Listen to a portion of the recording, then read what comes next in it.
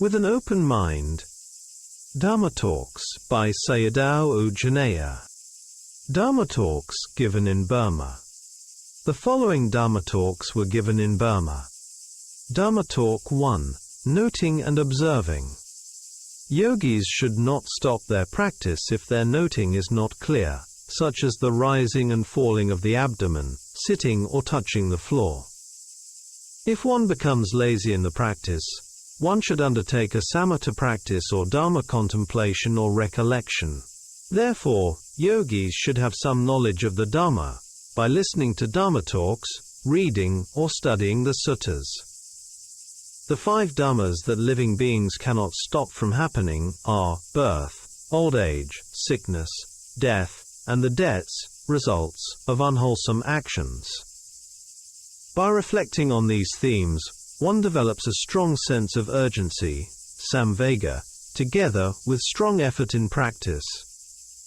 He gives the example of a Subrahma Devata, one of the 500 celestial nymphs, who were amusing themselves in a flower tree garden, and suddenly died and fell into hell, due to their past kamic results. Yogis can practice recollections of the Buddha, death, and the repulsiveness of the body. People may possess many merits such as dana, sila, and karga.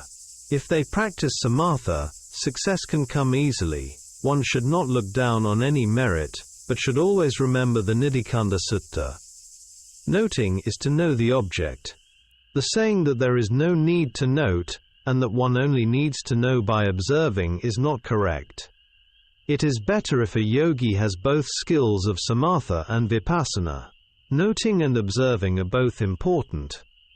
With only noting, one cannot clearly discern impermanence, anicca. With only observing, samadhi does not properly develop, and even existing samadhi may decline. When both are cultivated together, sati, samadhi, and panna develop in harmony. Sometimes it is not possible to note continuously, but one can still observe continuously. Sometimes, if you cannot note, never mind, just do not let go of observing. Merits based on greed, craving, give worldly results, but one has to be careful, as one can create demerits again, e.g., Devadatta, Ajatasattu, etc. Merits must be the perfection, paramai, of relinquishment. If one does not cultivate perfection together with knowledge, it will lead to suffering. Note, Tipitaka Sayadaw, in a Dhamma talk, said, "The perfection merits of the Bodhisattva are greater than all the merits made by all living beings. The main cause is his intention and resolution solely to become a Buddha, for enlightenment alone. Therefore his merits are never wasted and only increase more and more. All other beings possess only ordinary merits of various kinds."